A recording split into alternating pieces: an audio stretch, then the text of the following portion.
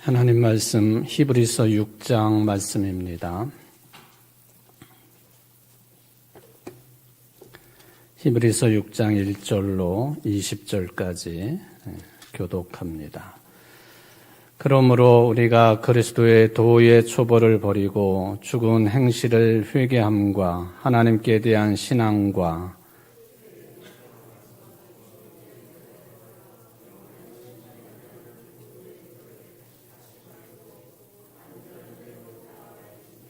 하나님께서 허락하시면 우리가 이것을 하리라.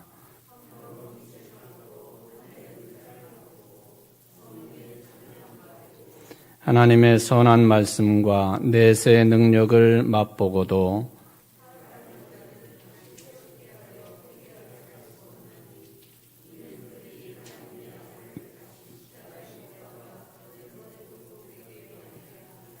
땅이 그 위에 자주 내리는 비를 흡수하여 바악가는 자들이 쓰기에 합당한 채소를 내면 하나님께 복을 받고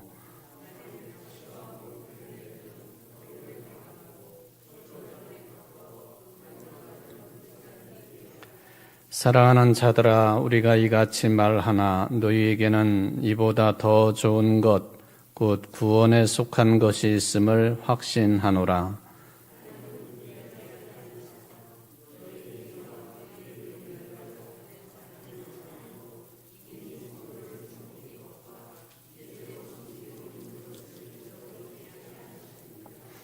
우리가 간절히 원하는 것은 너희 각 사람이 동일한 부지런함을 나타내어 끝까지 소망의 풍성함에 이르러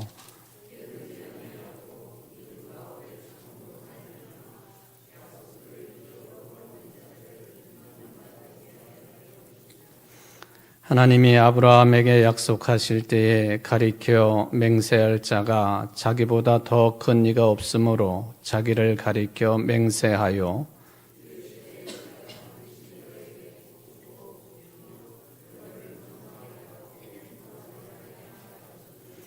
그가 이같이 오래 참아 약속을 받았느니라.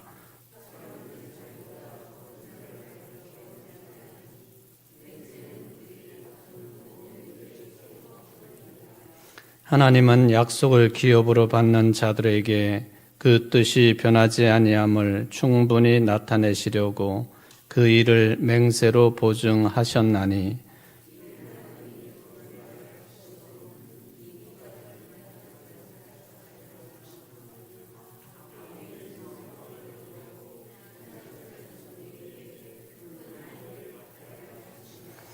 우리가 이 소망을 가지고 있는 것은 영혼의 닷 같아서 튼튼하고 견고하여 휘장 안에 들어가나니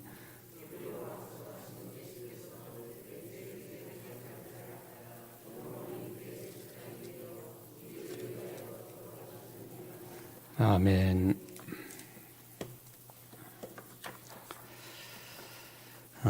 히브리서 말씀 전체가 예수님만이 가장 큰 대제사장 되시는 분이시다 하는 것이 큰 주제로 흐르고 있다고 하는 말씀을 첫 시간부터 드렸습니다.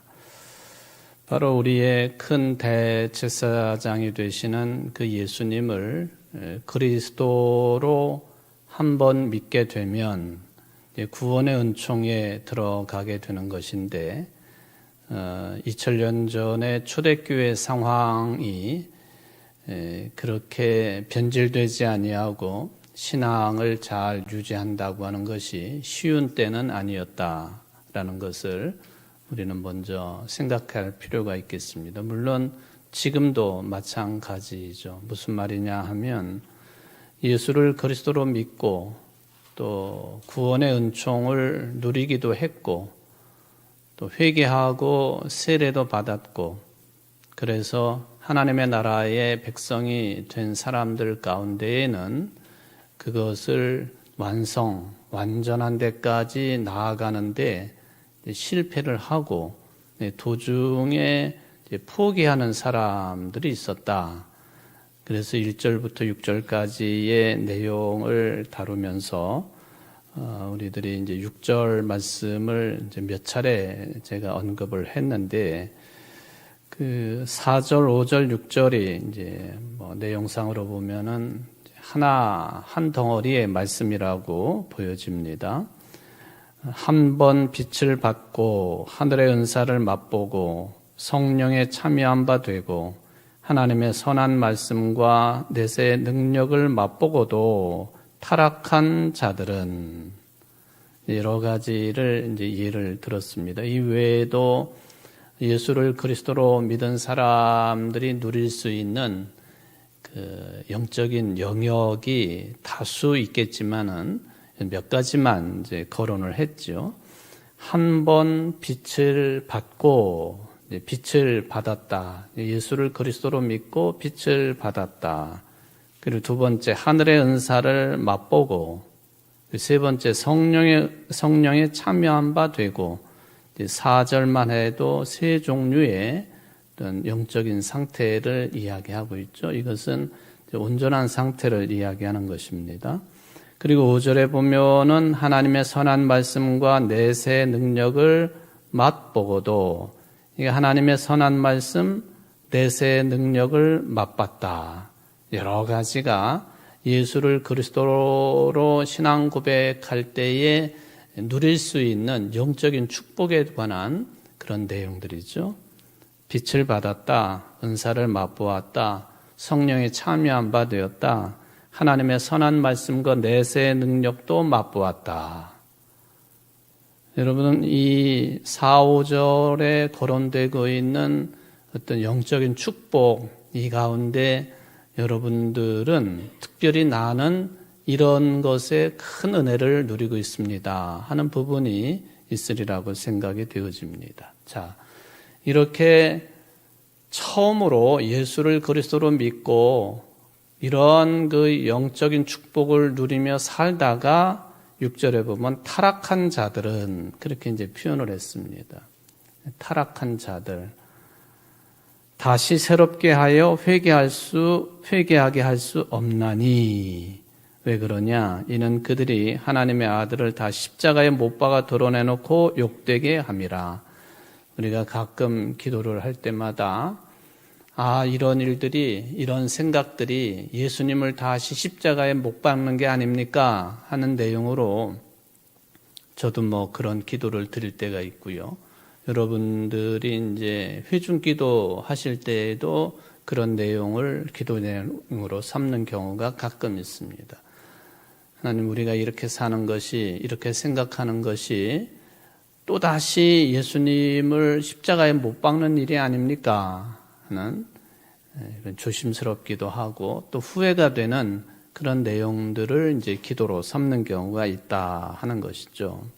어쨌든 타락한 자들, 타락한 자가 새롭게 회개하는 것이 불가능하다. 또 다른 회개에 불가능, 두 번째 회개에 불가능, 그런 소제목 내용을 붙여서 언급하기도 했습니다. 이거는 이제 무슨 우리가 일상적으로 저지르고 있는 인간이기 때문에 가질 수 있는 실수라든지 잘못이라든지 이런 것에 매여서 이 내용을 축소시키면 안 되겠다 하는 그런 생각을 해보는 것이죠. 이게 무슨 뜻이냐? 세례를 받았는데도 여전히 그 마음이 강팍해 있는 경우, 또는 예수님에게서 완전히 떠나버린 경우,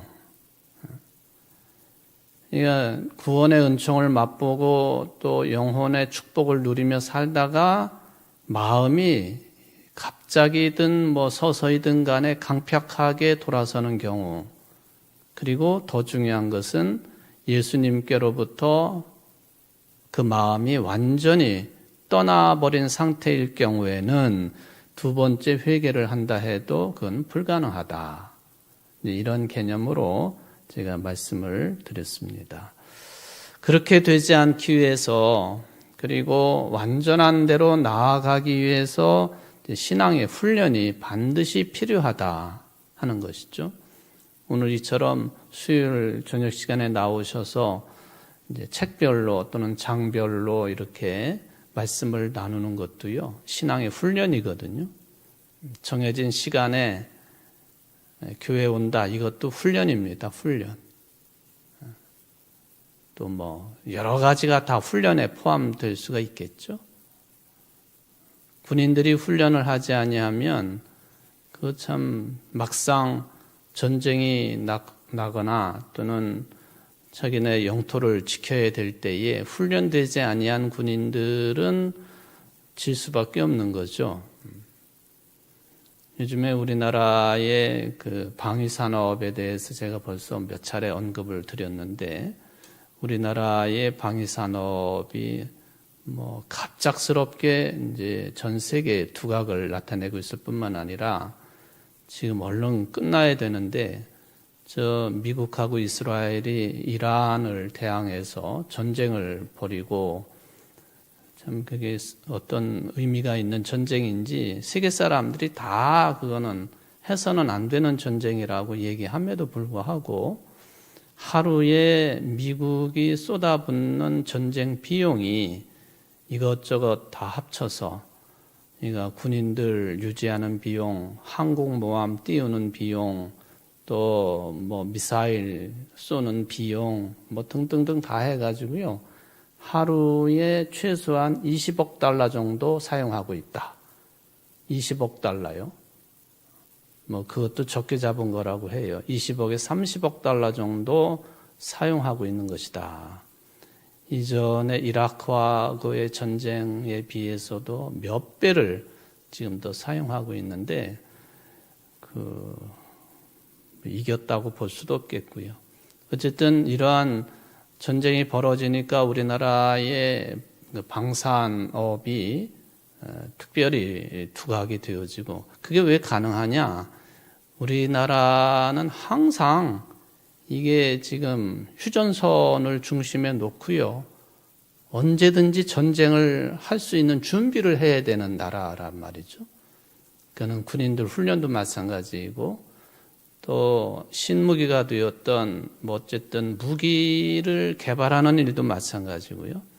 항상 실전을 염두에 두고 무기도 만들어내고 생산하고 하다가 보니까 그 실탄도 엄청나게 비축을 해놓고 있는 것이고, 그리고 막상 그 실전을 염두에 둔 훈련을 하다가 보니까 정작 전쟁터에 나가게 되면은 그 효능이 엄청나게 드러나고 있다 하는 것이 전 세계가 우리나라를 평가하고 있는 그런 내용이 됩니다. 이게 훈련이 필요하다. 훈련이. 우리는 무슨 전쟁 훈련을 하는 건 아니죠. 물론 세상을 악한 세상이라고 염두에 두고 그 악의 세력들과 전쟁하는 심정으로 훈련도 포함이 되겠지만은, 큰 틀에서 보면은 완전한 대로 나아가기 위한 신앙의 훈련은 언제나 필요하다는 것입니다. 이거를 놔서도 안 되고, 또 뭐 나이가 어느 정도 먹었으니까 뭐 이제부터는 안 해도 되고 이런 경우가 아니고, 하나님께서 부르시는 그날까지 완전한 대로 나아가는 신앙의 훈련이 반드시 필요하다. 이게 이제 우리가 이제 1절부터 6절 또는 7절, 8절까지 내용으로 이제 생각해 보았던 내용이 되겠습니다. 이제 두 번째 단락이 이제 9절부터 12절까지 내용이 되겠습니다. 9절부터 12절. 히브리서 기록자는 그 당시에 신앙의 초보에 있는 사람들에 대한 언급, 그리고 그나마 신앙의 성숙한 지경에 올라서 있는 사람들, 그리고 두 번째 회개의 어떤 불가능성 등등을 이제 언급을 했는데요. 이게 좀 전에 말씀드린 것처럼 왜 이런 그 큰 제목들의 이런 내용들을 어떻게 보면은 이거 세분을 해놓으면 엄청나게 많은 양의 이야기가 나올 수 있는 것들인데, 신앙의 초보 수준이라든지 성숙한 수준이라든지 두 번째 회개의 불가능성이라든지 이런 것들을 계속적으로 반복하고 또 언급하는 이유가 뭐냐?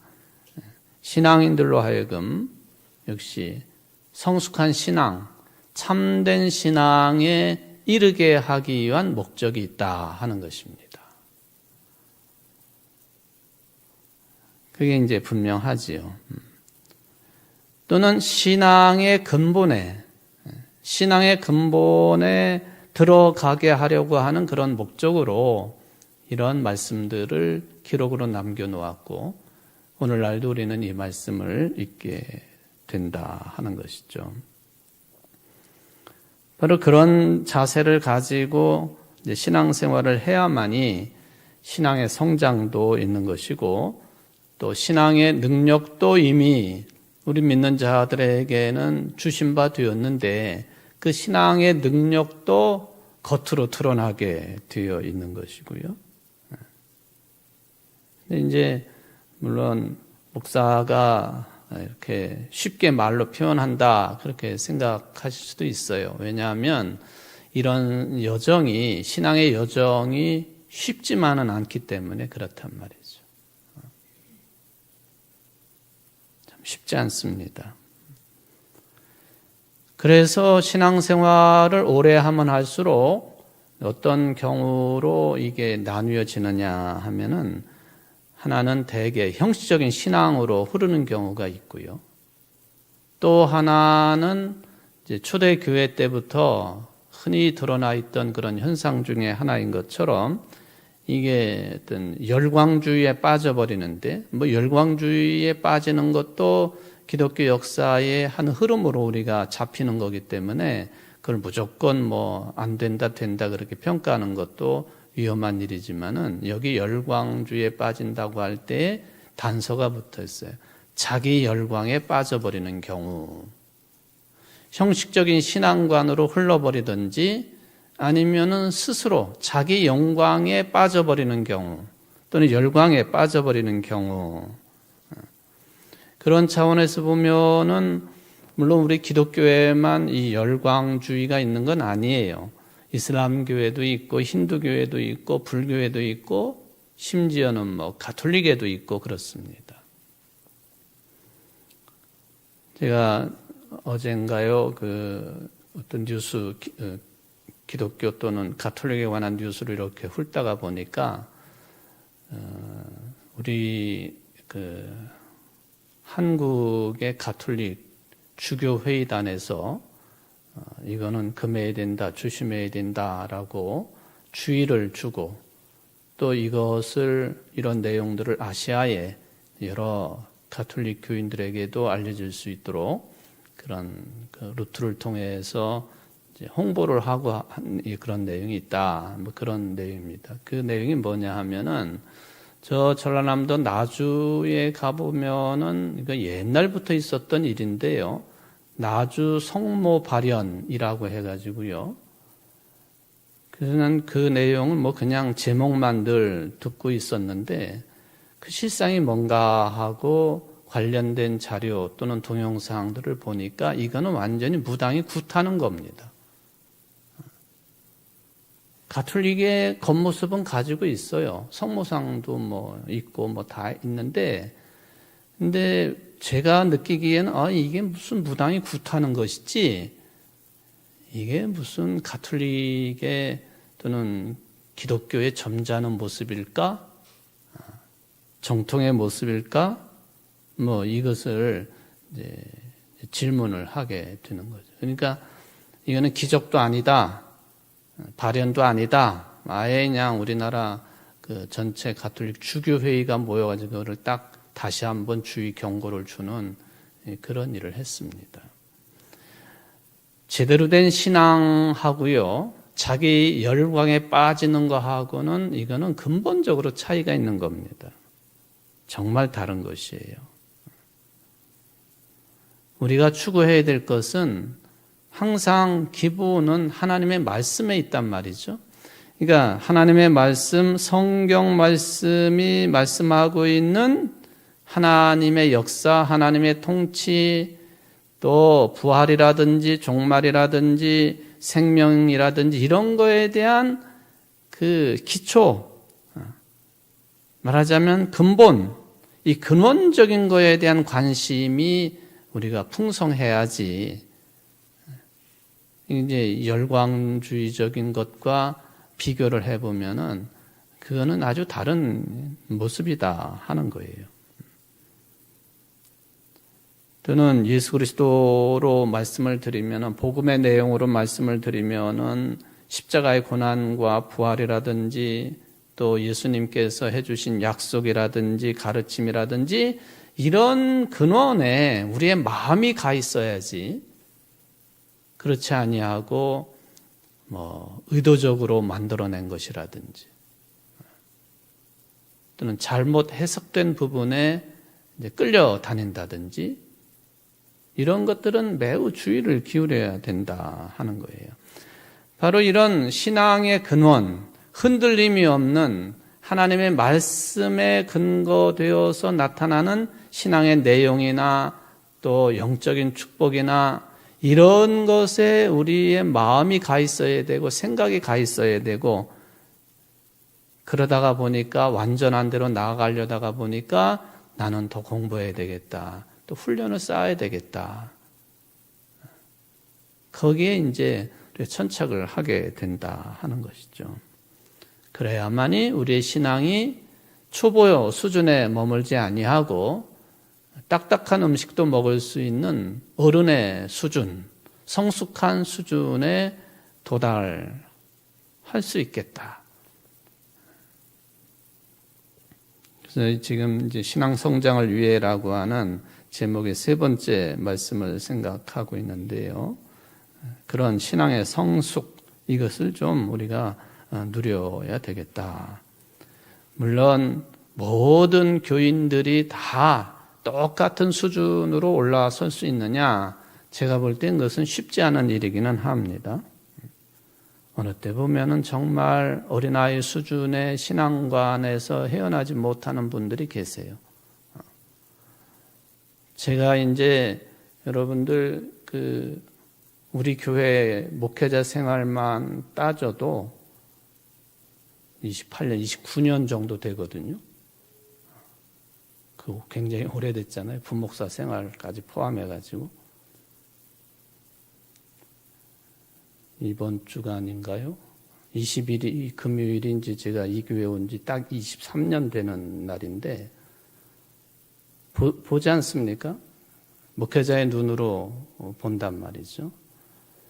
좀 미안한 표현이지만은 그렇게 30년 가까이 뵌 분도 30년 전이나 지금이나 아주 성숙한 신앙을 가진 분들도 물론 계시고, 또 이렇게 늘 성장해가는 그런 모습을 보이는 분들 계시고, 그런데 참 아쉬운 것은 30년 전이나 지금이나 만약에 어린아이 수준에 있는데 그게 30년 동안이나 계속됐다?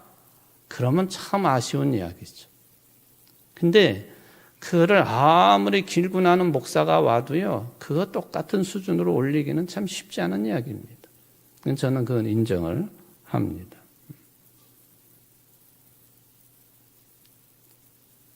그러나 우리들이 항상 지향해야 될 것은 장성한 신앙 또는 성숙한 신앙, 그런 대로 나아가야 된다. 그리고 그 교회가 정말로 좋은 교회라고 할까요?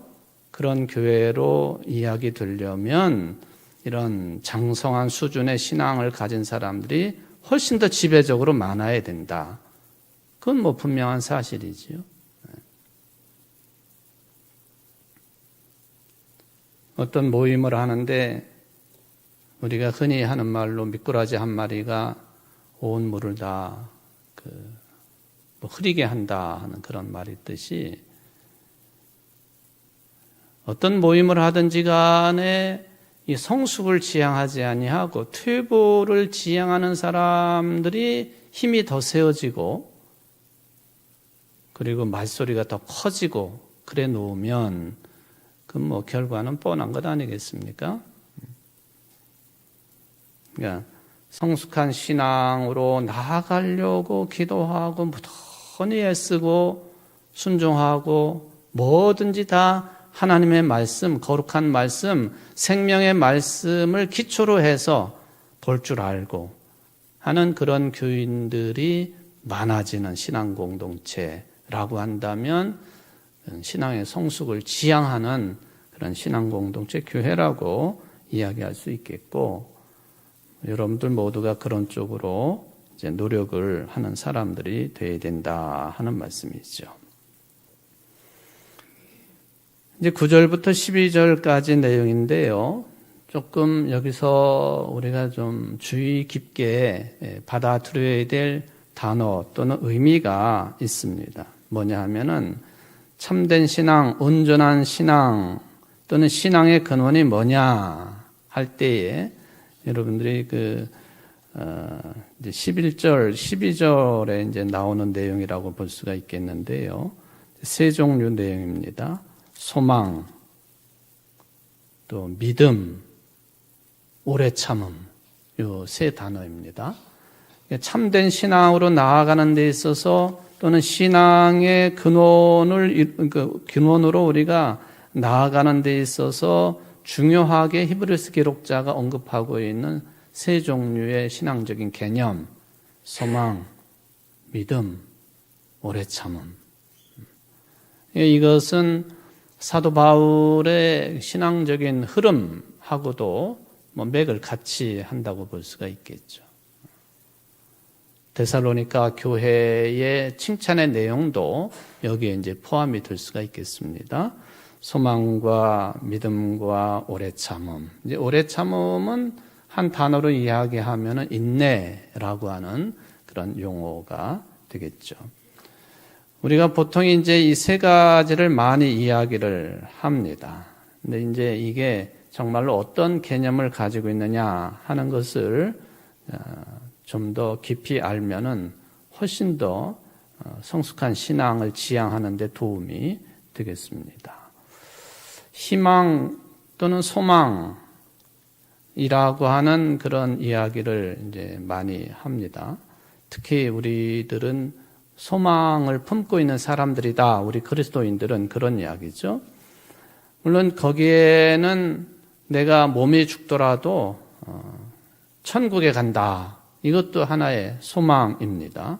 굉장히 중요한 것이죠. 그런데 그것이 다냐라고 할 때는 내가 예수님을 그리스도로 믿고 언젠가는 육신의 죽음을 맞이할 것이고 또 예수님께서 재림주로 오셔서 마지막 심판을 하시고 부활의 몸으로 영원한 생명에 들어간다. 이게 이제 우리가 가지고 있는 소망의 말씀 아닙니까? 이것은 이제 우리 신앙의 한 중요한 부분이기도 합니다. 그런데 이런 소망이 도대체 뭐에 근거하고 있는 것이냐 하는 거예요. 그는 분명히 하나님의 약속에 근거하고 있다 하는 것이죠. 여러분들의 소망, 여러분들의 희망, 그것을 떠받치고 있는 근거가 뭐냐? 하나님의 약속이라고 하는 거예요.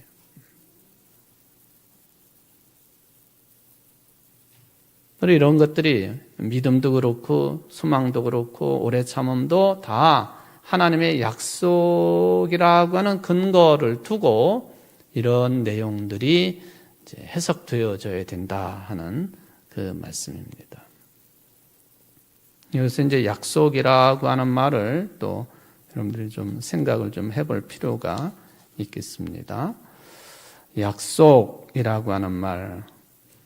약속은 이미 받은 내용인가요? 약속. 여러분들이 이제 무슨 약속을 하고 뭐 그렇게 하는데 또 우리 신앙 안에서 이야기하고 있는 약속. 이미 받은 내용을 약속이라고 표현하나요? 아니죠, 그것은.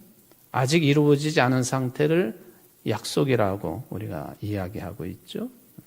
아직 못 받았습니다. 하나님의 약속, 바로 그거에 근거해서 믿음도 소망도 오래 참음도 이야기되는 것인데 이 약속을 받았느냐 할 때는 아직 못 받은 상태입니다. 아직 받지 못했어요. 물론 이제 기도를 통해서 어떤 것이 일부분 이루어졌기 때문에 저는 약속되어진 것을 받았습니다 라고 이야기할 수는 있겠지만 그것도 약속의 큰 틀에서 보면은 부스러기에 불과한 것이다. 결정적으로 그런 것을 가지고 하나님의 약속이라고 말하기는 어렵다. 그런 거죠. 그러면 하나님의 약속은 어떤 개념으로 말씀드려줄 수 있느냐 하면요. 쉽게 표현하면은 구원에 관한 약속입니다. 구원에 관한 약속. 그렇죠? 이거는 구원받는다라고 하는 것은 약속에 포함된 거예요. 아주 근원적인 내용입니다. 또 하나님의 나라에 참여하는 것, 이것도 약속입니다. 부활 생명을 얻는다고 하는 것, 이것도 약속에 속하는 내용입니다. 여러분들 하나님의 나라에 온전한 하나님의 나라에 완성된 하나님의 나라에 참여하고 계십니까? 아직 아니요. 온전한 구원의 삶을 이루고 있습니까? 아직 아니요. 온전한 부활 생명을 지금 누리고 계십니까? 아니요. 아직 아닙니다. 그게 맞는 대답 아니겠어요?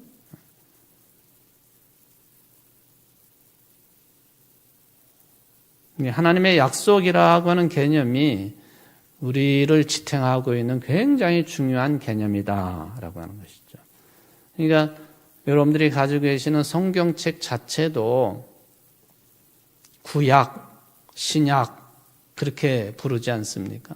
구약 성경, 신약 성경 다 이 약속의 개념이 들어가 있는 거죠. 오래된 약속, 새로운 약속 뭐 이런 개념으로 우리가 그것을 나눌 수가 있는 것이죠. 우리가 이제 일상적인 삶을 살아가고 있기 때문에 뭐 어느 때는 건강을 달라고 기도를 하니까 다른 사람보다도 더 건강한 모습으로 산다든지 하나님 저 좀 더 오래 살아야 되겠어요. 지금 죽으면 너무 억울해요. 뭐 10년이고 20년이고 뭐 15년이고 연장된다든지 이런 것도 하나님의 약속이지요 라고 언급이 되어질 수는 있겠습니다. 그러나 솔직히 말하면 저를 다른 사람보다 좀 건강하게 살게 해주세요. 그래서 건강을 이루었다. 좀 뭐 지금이야 아니지만은 한 10년 전에 그런 기도를 했는데 내가 지금도 10년 이상 더 살고 있다. 그것도 굉장히 중요한 내용이지만은 그걸 또 가만히 생각해 보면은요. 그저 큰 틀에서 보면은 뭐 10년을 더 살다 가든지 10년 일찍 가든지 뭔 큰 차이가 있을까? 여러분들이 다 알고 계시는 내용 아닙니까? 이제는 뭐 100세 시대를 넘어가지고 120살 시대라고들 이야기하지 않습니까?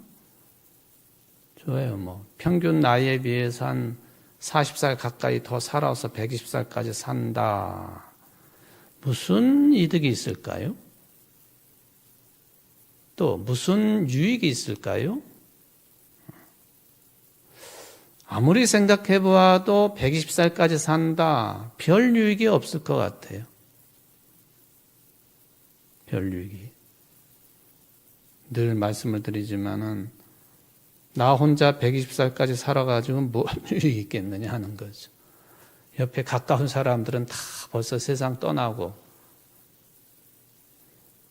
혼자 우두커니 앉아가지고 내가 119살이야. 뭐 이거 따진들 그게 무슨 유익이 있겠습니까? 근데 그런 걸 알면서도 여러분 모두는 솔직히 이야기하면 오래 살기를 원하지 않습니까? 다. 이 좋은 세상을 좀 더 오래 살아야지.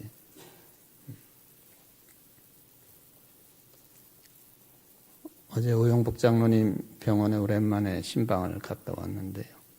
가만히 따져보니까 우리 오영복 장로님이 남성 교인들 중에는 가장 연장자이신 것 같아요. 연장자. 누구냐, 저보고 누구냐 하고, 집사람이나 김 전도사님 누구냐.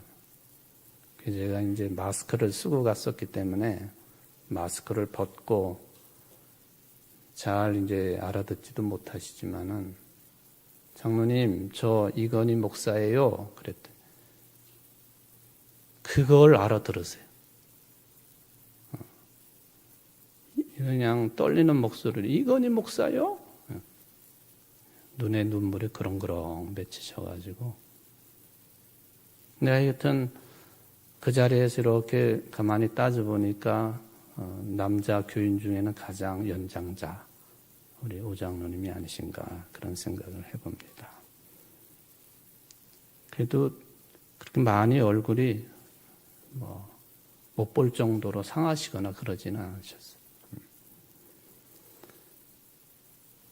누구나가 다 오래 살기를 원하는 것이고, 또 살되 건강하게 살면 더 좋은 것이고, 그런데 조금 이렇게 한 발짝 물러서가지고 생각해 보면요, 그게 그거죠. 10년 더 살든 더 덜 살든 우리가 어떤 내용에 천착하고 살았느냐 하는 게 훨씬 더 중요한 내용 아니겠습니까? 저나 여러분들은 구원의 약속, 구원의 은총 가운데 살아가고 있는 사람이다. 이걸 믿으면은 내가 10년 일찍 죽었다 할지라도 더 빨리 사실은 하나님의 나라 가까이 가는 것 아닌가 생각할 수도 있지 않겠어요? 제일 중요한 약속이 그겁니다. 예수 그리스도를 통해서 하나님께서 허락하신 그 구원을 누린다고 하는 것.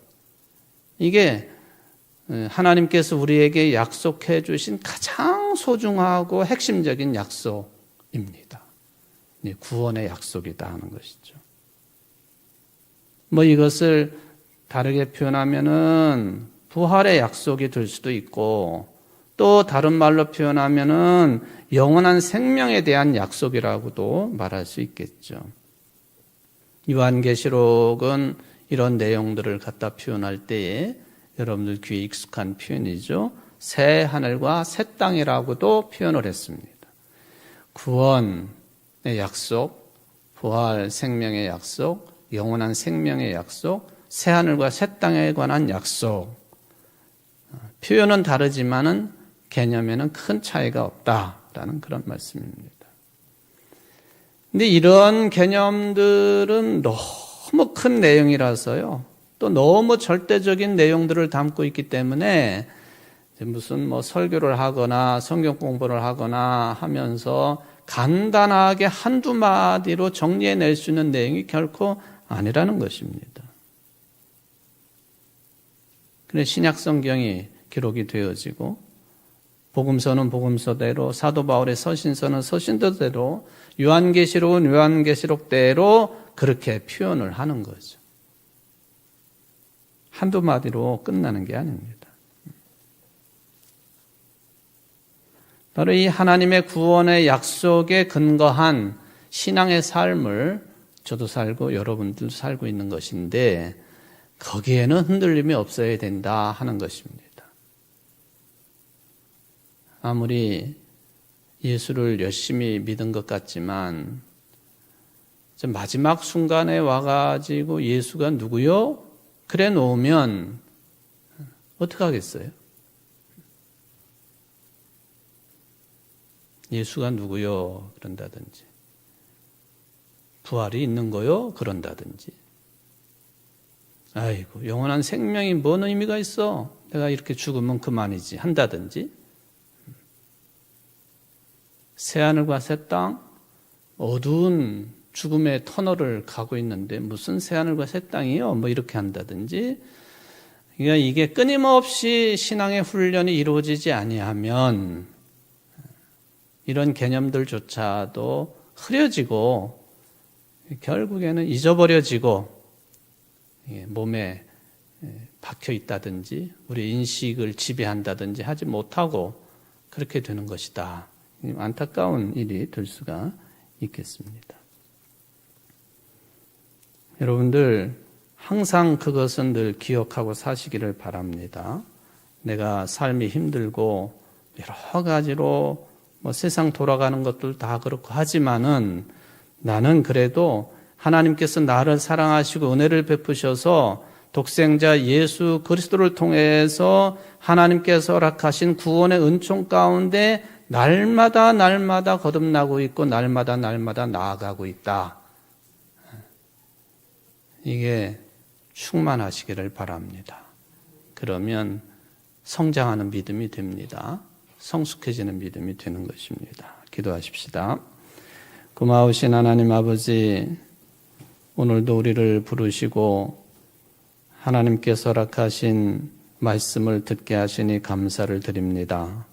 약속의 말씀, 구원의 말씀, 부활에 관한 말씀, 영원한 생명에 관한 말씀, 새 하늘과 새 땅에 관한 말씀을 오늘도 듣습니다. 수십 년 신앙생활하면서 늘 반복해서 듣는 말씀입니다. 얼마나 중요한 내용들인지 한두 마디로 끝낼 수 없는 거기 때문에 복음서를 계속 읽어야 되고 서신서를 계속 읽어야 되고 요한계시록도 계속 읽어야 되고 공부해야 되고 우리 모두 다가 이 구원의 약속의 은총에 천착하기에 부족함이 없는 이 자리에 나온 모든 성도들이 될 수 있도록 축복하여 주옵소서. 예수님의 이름으로 간절히 기도합나이다. 아멘.